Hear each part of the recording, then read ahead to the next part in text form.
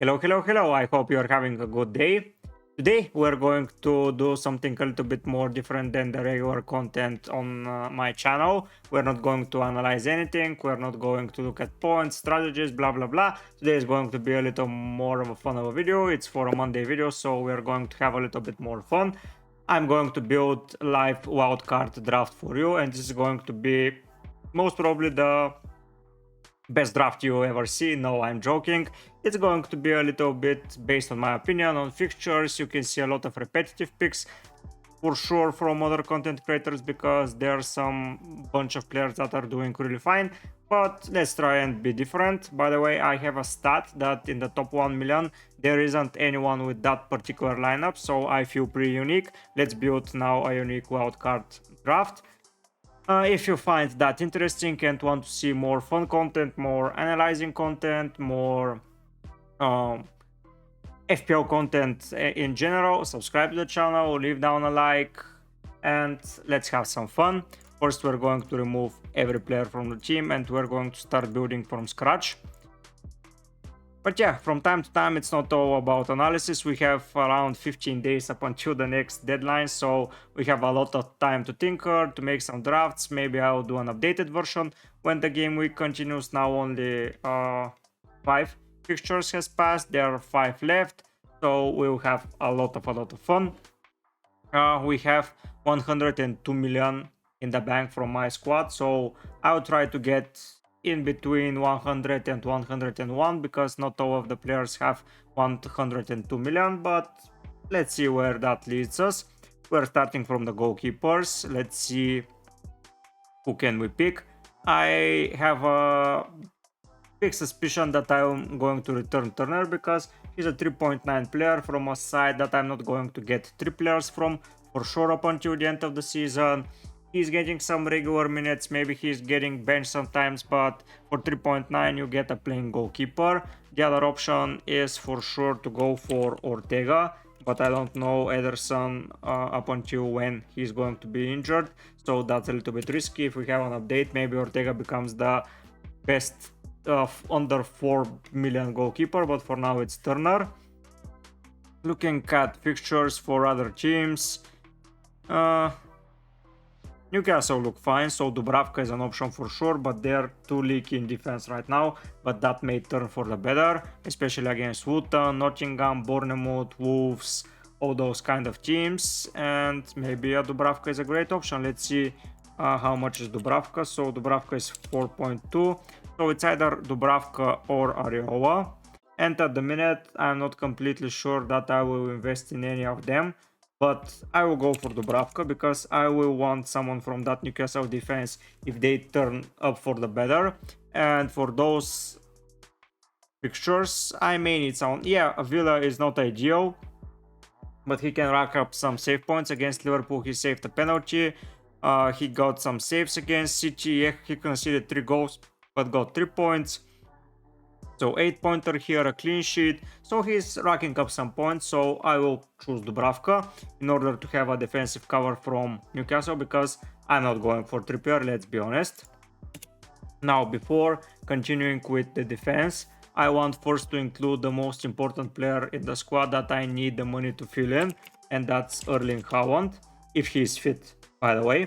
If he's not, he's not going to stay in the wildcard draft, but we don't have any information. Maybe after the FA Cup fixtures we'll have some information, but for now he's expected to be back on the 31st of January, so he is into the site. Now I know I have him, so the budget is set and I can continue with the left of 8 millions to continue building a solid draft. So in defense, I tend to go for players with a lot of attacking potential and with players that are going to get some attacking returns, because this season a lot of players are conceding a lot of goals, a lot of teams are not consistent. Sometimes they get a clean sheet, sometimes they don't, but the attacking players remain a very integral part of the game. So I tend to go for attacking fullbacks basically, or someone at set pieces, someone that is playing in a 5 at the back and joining up front, something like that, inverted fullbacks that are making some shots.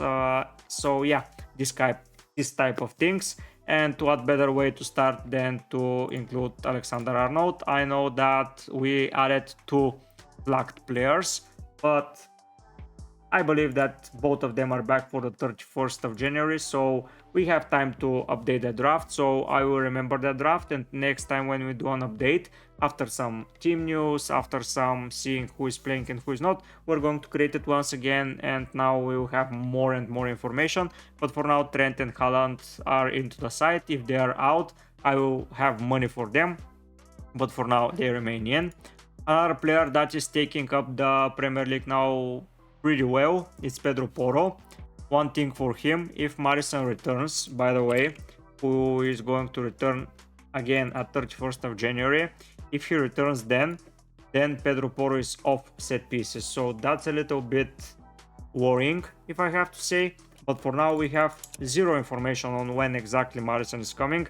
He is just rumored to be back then, but the manager is saying that he's not closer to return, blah blah blah. So for now, Pedro Porro is in, and I'm pretty happy to own him because he got an assist against United. He's adding a lot of assists this season, so around game week 7 when Maddison got injured.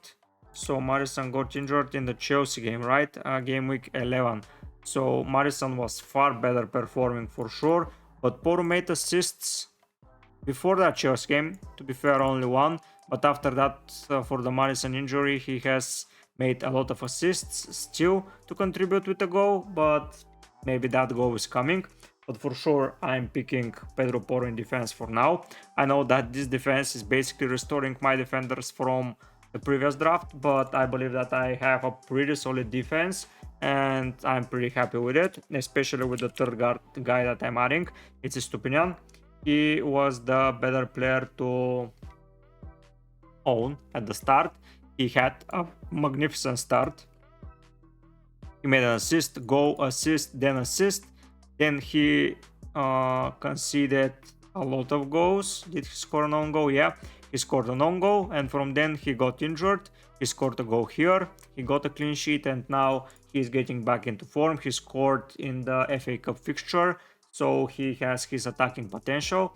Right now he is playing more of a 3 at the back and playing at the left center back position, but that's good enough because at the moment when he goes forward, you and I will own him, so it's good to own a player from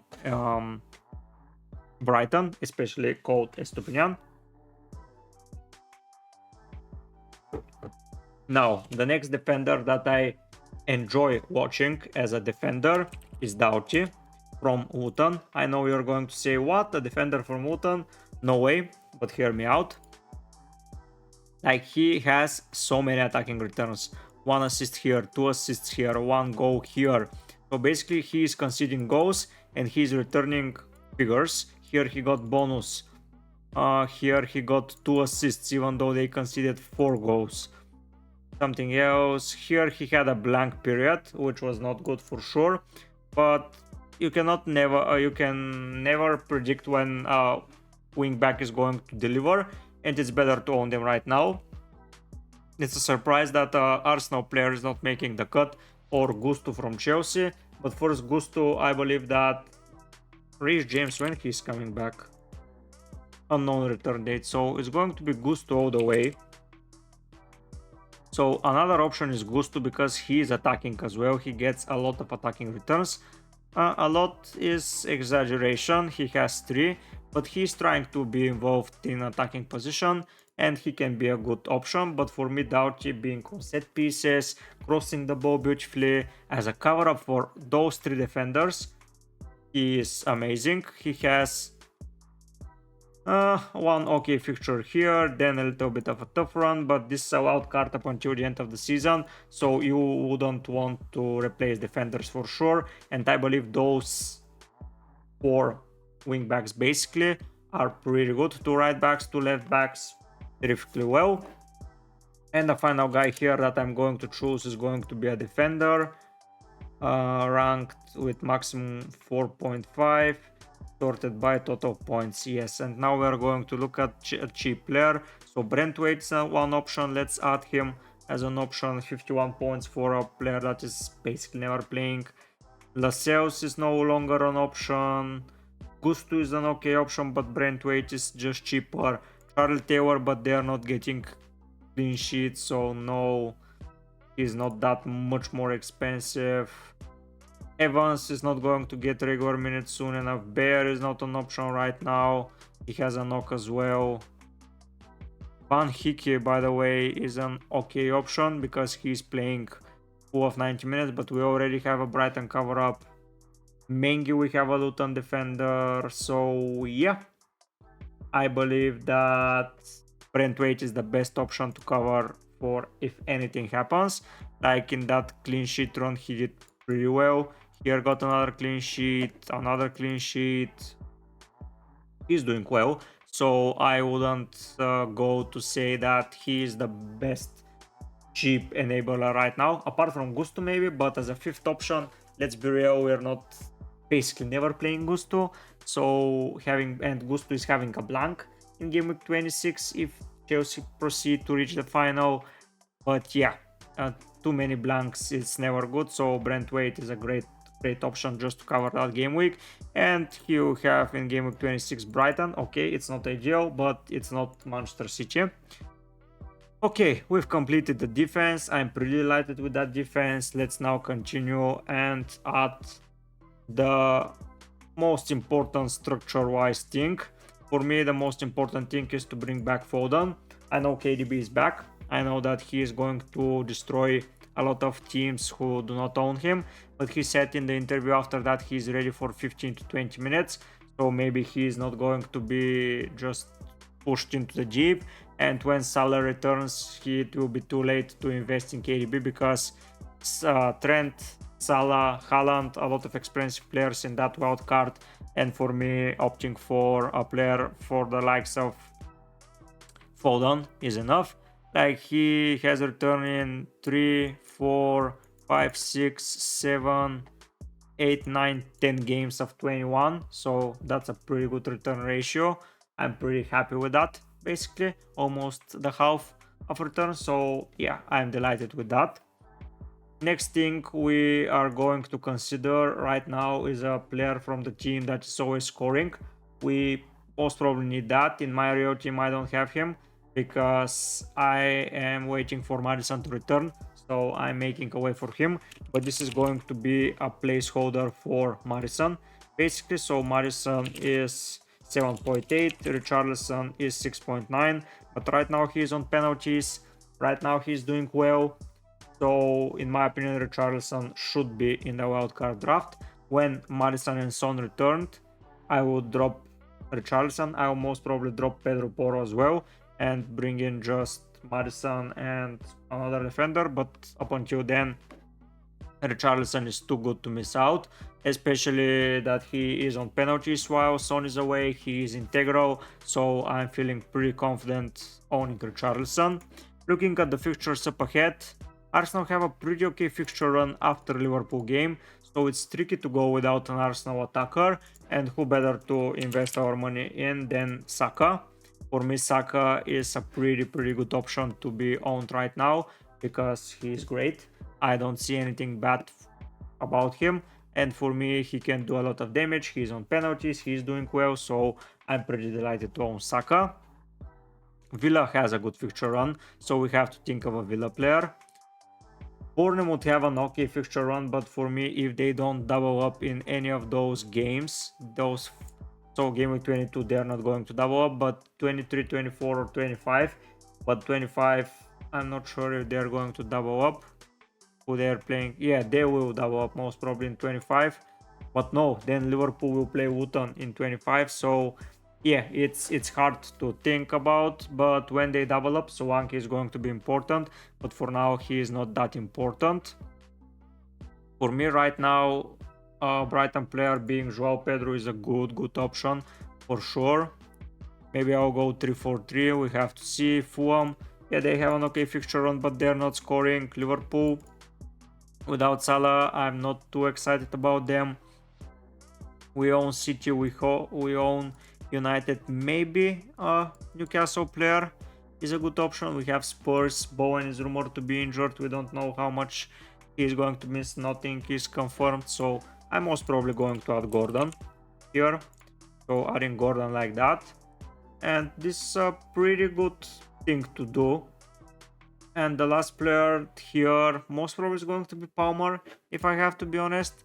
Even though that fixture run doesn't scream a lot of goals, he's on penalties, and that's always good. So I'm returning Cole Palmer for sure into my side. And we have 17 million to finish up the squad. I already mentioned Joao Pedro. He for me is doing pretty well. He's on pens. They have an okay fixture run, especially so Wootton, Crystal Palace, Spurs. Why Wootton?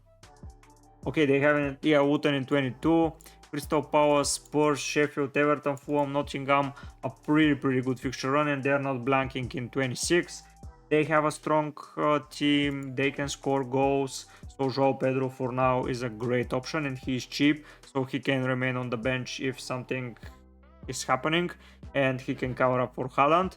And next I'm deliberating between including Watkins directly into the squad or just picking someone else, but with that fixture run, it's Newcastle at home, Sheffield, Fulham, Forest, Luton, United. It's not a hard game. Spurs at home. I believe that a Villa player is due to be outed, and I'm adding Watkins. The issue here is how I'm going to fit in Salah back. And let's say I remove Foden, because when I want Salah for Gameweek 27, most probably, because or 20, if they play in 24, they're double up against Burnley and Luton at home. Believe me, I'm getting Salah no matter what.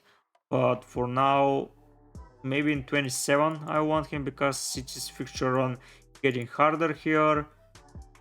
But let's say we take out Foden, let's add Salah back, so I need 1.9. Then most probably Watkins is about to go, and I will be including a player up until 6.9. Maybe Cunha. Cunha is a great option like that, because the fixture run is getting better and better, so something like that, and I will have Salah back. So that's an easy pivot, but I will have to have some money for Richarlison to Maddison. It's tricky for sure. That's why I didn't invest in my side for now to get Richarlison, because I may need the money to go to Salah, but for sure that looks much better. I've made only 6 transfers from my real side, 7, okay, but for me that is the best wildcard for now that you can do. Maybe it's not the best time to do that and click the button, but it's an okay to have some fun around tinkering about some squads and everything. I will do some updates on the documentation in the next week and some players investigation, and then when we go to the updated draft, we're going to look much different in my opinion, but maybe not. We have to see. I hope you enjoy such type of content. If you do, write down a comment down below if you believe that this wildcard draft is good. Subscribe to the channel, because all of your help is much appreciated. But for now guys, I'll be heading out. Bye.